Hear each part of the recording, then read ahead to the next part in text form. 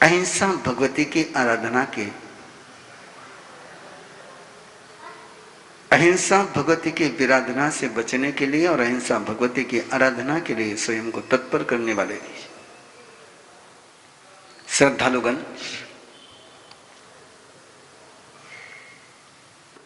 भगवती का स्वरूप यदि घर में जागृत करना है तो उसकी पहली ही बात आपके पास पहुंची कि घर में अभय का, भय मुक्ति का, निर्भयता का,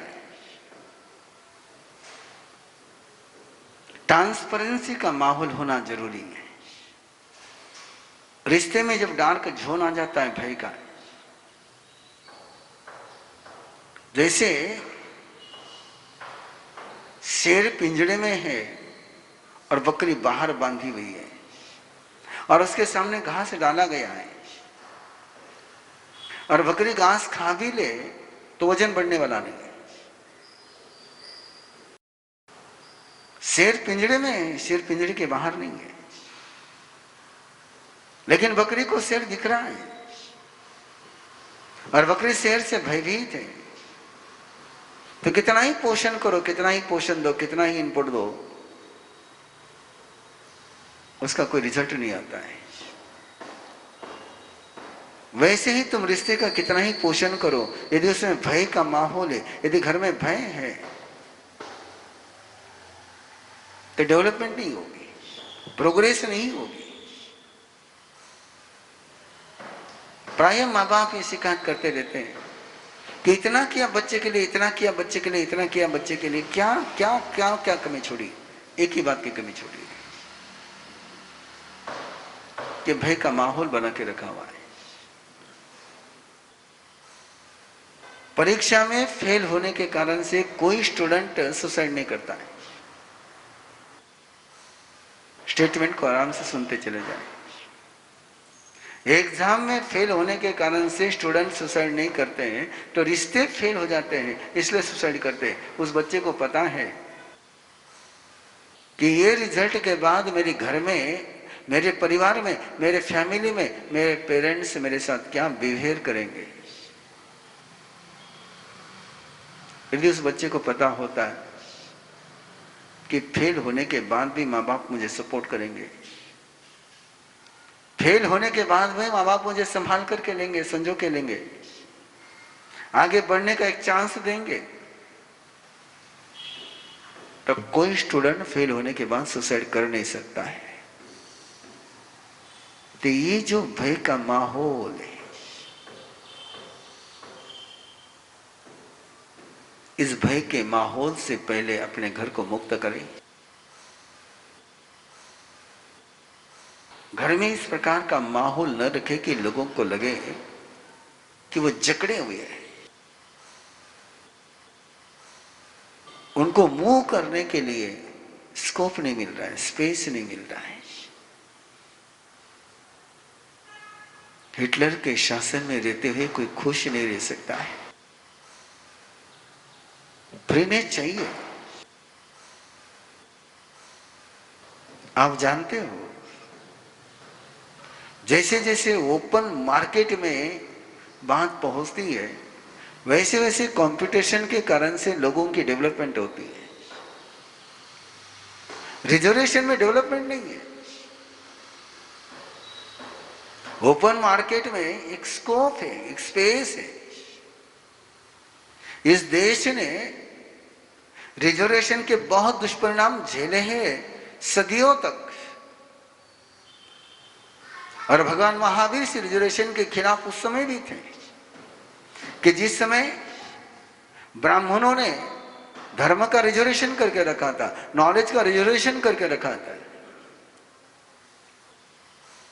साधना का रिजर्वेशन करके रखा था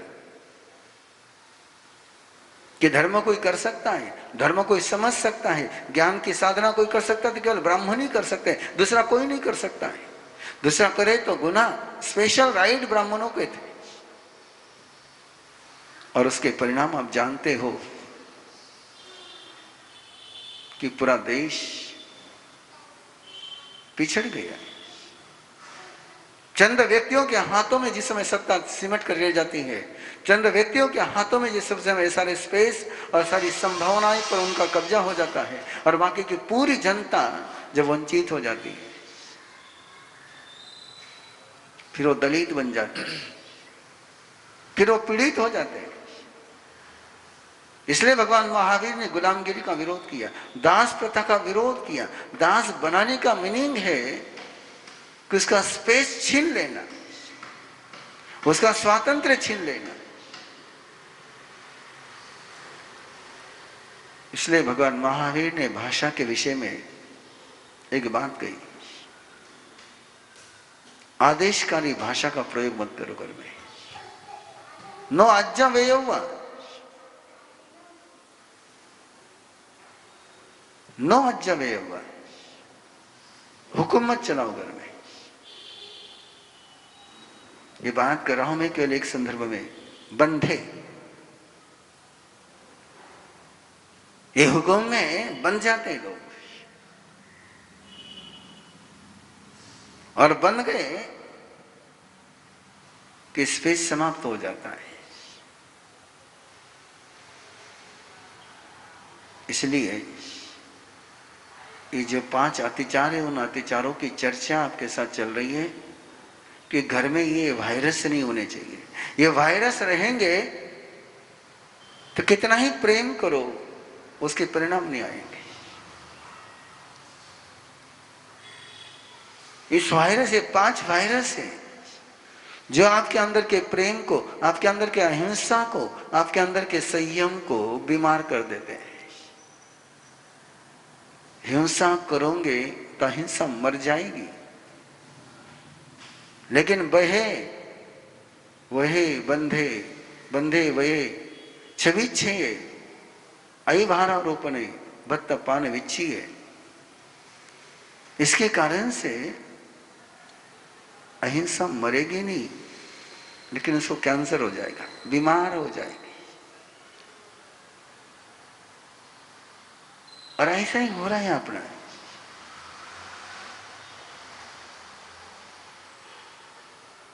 हुक्म, ऑर्डर, आक्रोश, आदेश, ए चुप इट।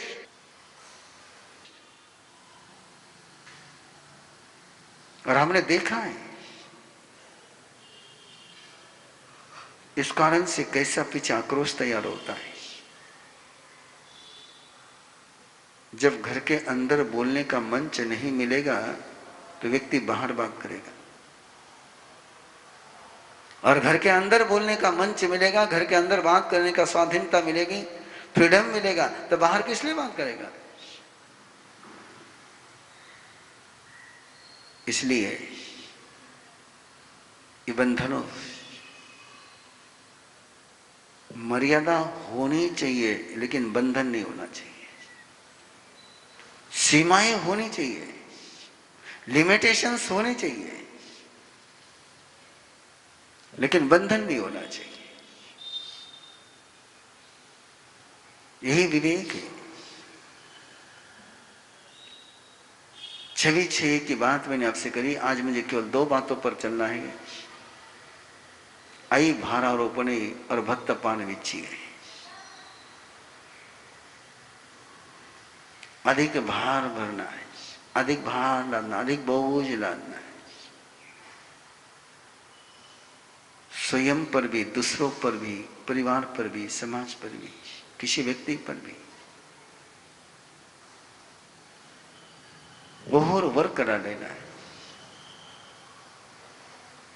ये आपके अंतराय का बंद करेगा। भट्टपान विच्छेद और आई भारारोपण, ये दोनों साथ में, इनको अलग नहीं कर पा रहा हूं मैं। जो जैन मेथोलॉजी को जानते हैं उनको ढंढन रुचि की कहानी याद होगी। भगवान ऋषभदेव, भगवान अरिष्टनेमि के शासन में वासुदेव के परिवार का एक व्यक्ति ढंढन, उसने दीक्षा ली और उसको आहार नहीं मिल रहा है। गोत्री जाता है, सबको आहार मिलता है, उसको आहार नहीं मिल रहा है। भगवान अरिष्टनेमि से उसने जाकर के पूछा कारण क्या है। जो सबको मिल रहा हूं मुझे क्यों नहीं मिल रहा है? क्या गलती है, कहां पर प्रॉब्लम है? और भगवान अरिष्ट नेमि ने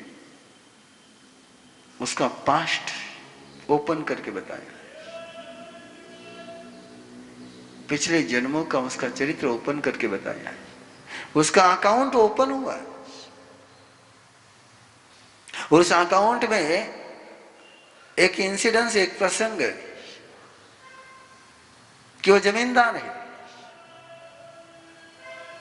खेती में हल चल रहे हैं और हल चलाने वाले बैल भी है और हल चलाने वाले हलदर भी है। दोपहर का समय हुआ है, 12 बज चुकी है, भोजन का समय हुआ है, मजदूरों को भी भूख लगी है, बैलों को भी भूख और प्यास लगी है। अरे ढंढन रुचि की आत्मा उस जन्म में जमींदार है, वो वहां खड़ी है और मजदूरों ने अपने मालिक से पूछा,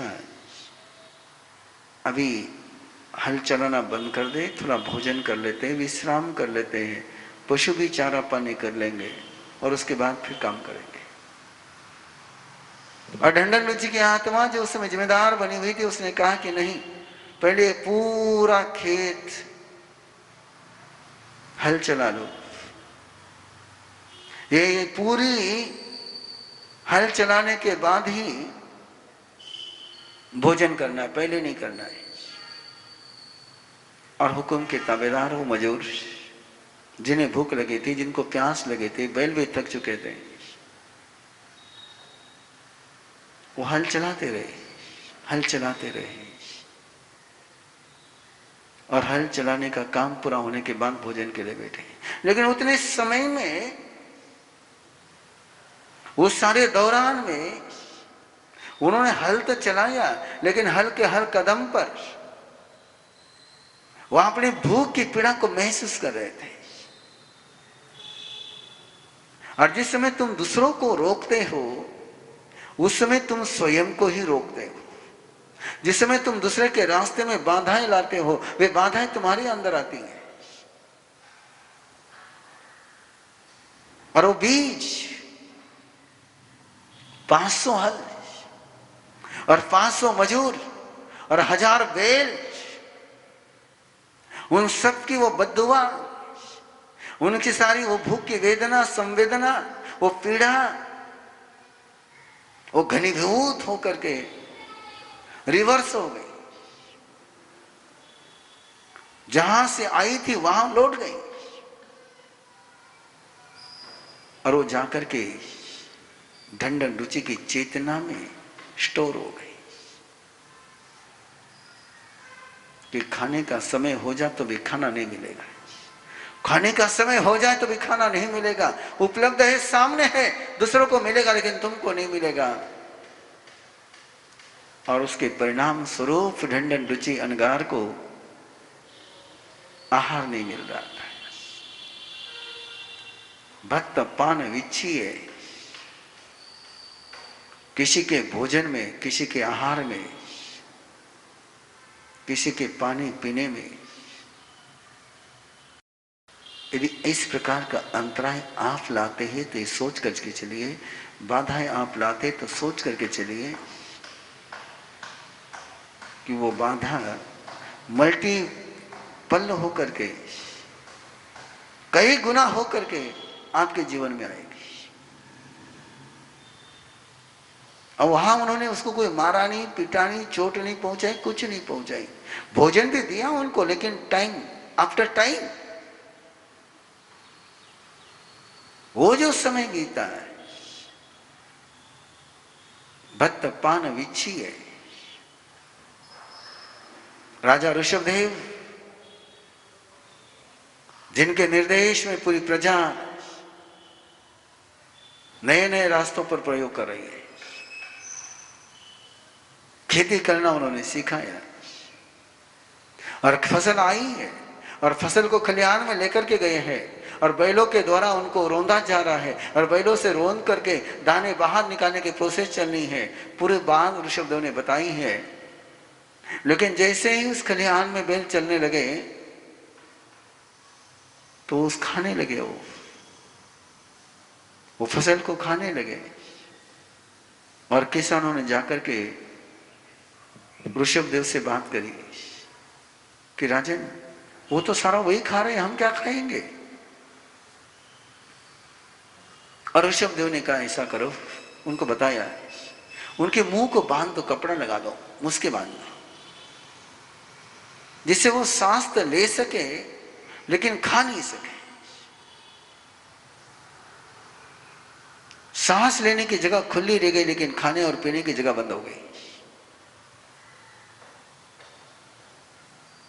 और खलिहान में बैल चलने लगे, फसल रोने लगी, दाने अलग हो गए, काम पूरा हो गया। और काम पूरा होने के बाद उन किसानों ने अपने बैलों को, पशुओं को चारा डाला, पानी सामने रखा, लेकिन वो खा नहीं पा रहे, पी नहीं पा रहे। उन्हें लगा कि थोड़ी देर के बाद, थोड़ी देर के बाद, थोड़ी देर के बाद शाम हो गई, लेकिन बैल खा नहीं रहे, पी नहीं रहे। भोले थे, उनको इतना ही पता था जितना ऋषभदेव कहेंगे उतना करना है। ऋषभदेव ने मुस्के बांधने के लिए कहा था,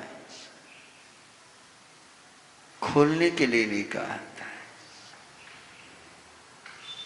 और वो बैल भूख के मारे तिलमिला रहे, तड़प रहे हैं, प्यासे हैं।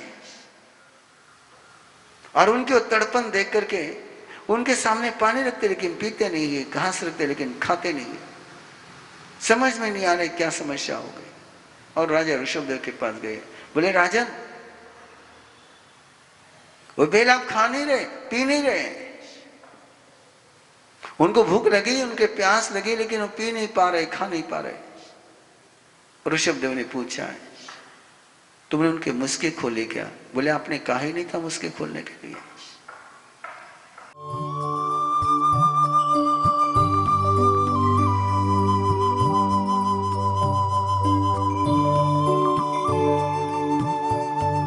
इस कार्यक्रम के पुण्यार्जक हैं श्री दीपचंद जी, श्री सुनील जी, श्री सुजीत जी, श्री सूरज जी पारख, पूना दाल एंड बेसन मिल्स, पुणे।